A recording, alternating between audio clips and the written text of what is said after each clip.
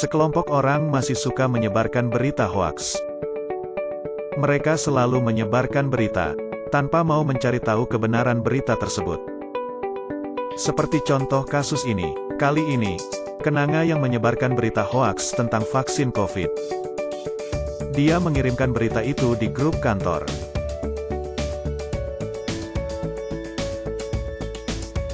Sebelum mencari kebenaran berita, Dahlia juga ikutan percaya. Mawar dan Melati melihat itu langsung mengingatkan. Jangan langsung percaya berita.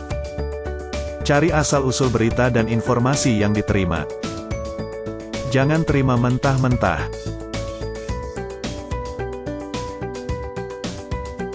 Pada saat zaman modern seperti ini, berita hoaks bukan lagi menjadi hal baru. Karena itu sebagai ASN, kita harus paham literasi digital seperti Mawar dan Melati. Saat menemukan info baru, periksa 5 hal ini. 1. Cari tahu siapa yang membuat. 2. Apakah sumbernya valid? 3. Dari mana info itu didapat? 4. Kapan info itu dipublikasikan? 5. Mengapa mau membagikan info ini? Ingat, saring sebelum saring. COVID-19 sendiri adalah penyakit menular yang disebabkan oleh SARS-CoV-2, yang merupakan salah satu jenis coronavirus. Penderita COVID-19 dapat mengalami demam, batuk kering, dan kesulitan bernafas. Untuk mencegahnya, mari kita simak penerapan vaksinasi booster kepada masyarakat. Chris, gue mau vaksin booster dulu ya. Mau duit nggak lu? Lah, gratis booster mah.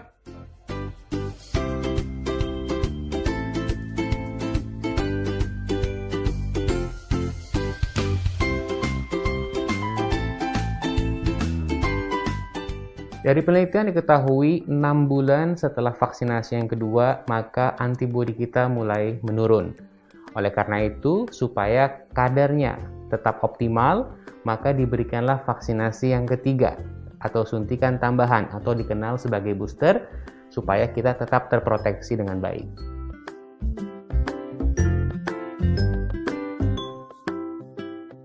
Tentu perlu ada kelompok prioritas, ya. Jadi yang pertama lansia, yang kedua orang-orang dengan komorbid. Ini adalah 2 kelompok yang harus mendapatkan vaksinasi booster. Dan pemerintah kita merencanakan nantinya vaksinasi booster itu boleh diberikan kepada siapa saja masyarakat umum.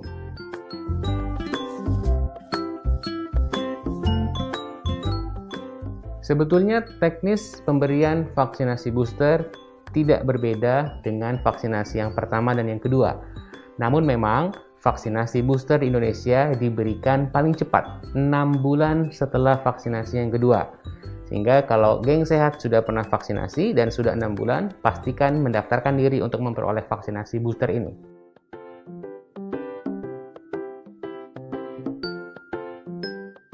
Saat ini sebetulnya pemerintah pun masih terus berusaha meningkatkan cakupan vaksinasi yang pertama dan yang kedua.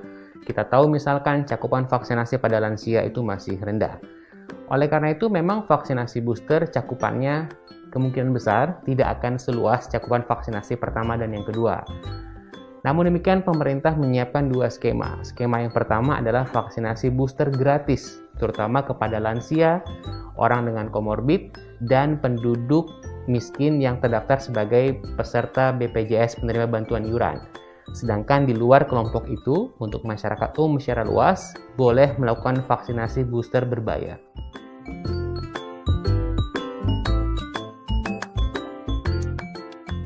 Sampai saat ini kita masih menunggu teknis peraturan dari Kementerian Kesehatan dan Badan POM. Namun demikian pada prinsipnya vaksinasi booster nantinya boleh menggunakan jenis vaksin yang sama dengan suntikan pertama dan yang kedua, boleh juga menggunakan produk yang berbeda dari suntikan yang sebelumnya.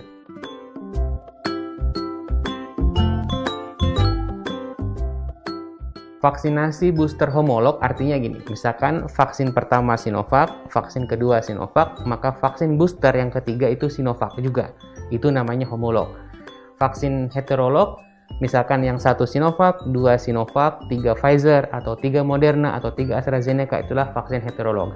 Pada prinsipnya, keduanya, baik homolog ataupun heterolog, dapat kita lakukan.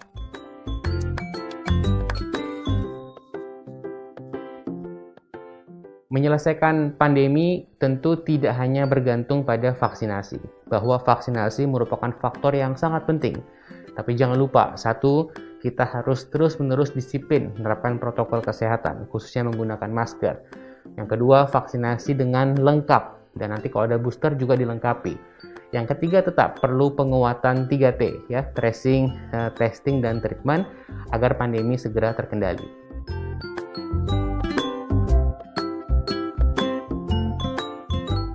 Kemungkinan itu tetap ada secara ilmiah, namun kita tidak mengharapkan demikian. Artinya kita mengharapkan pandemi segera terkendali sehingga kita tidak perlu booster terus-menerus, ya.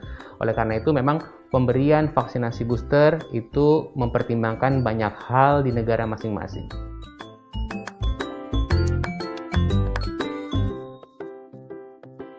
Untuk kelompok rentan, yaitu lansia dan orang dengan comorbid, ini sangat disarankan untuk vaksinasi booster karena termasuk kelompok yang berisiko tinggi.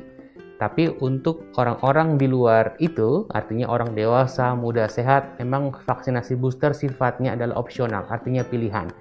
Tapi saya tetap menganjurkan Anda semua bila memungkinkan untuk melakukan vaksinasi booster agar antibodi kita naik dan proteksi tetap optimal. Vaksinasi booster bertujuan untuk menjaga agar proteksi kita tetap optimal, terutama di era Omicron seperti sekarang ini. Oleh karena itu, yang sehat, bila nantinya pemerintah sudah mengeluarkan keputusan yang resmi, ayo segera daftarkan diri dan keluarga untuk vaksinasi booster. Jangan ragu, vaksin aman, vaksin efektif. Jangan lupa like, komen, dan share ke teman-teman yang lain agar lebih bermanfaat.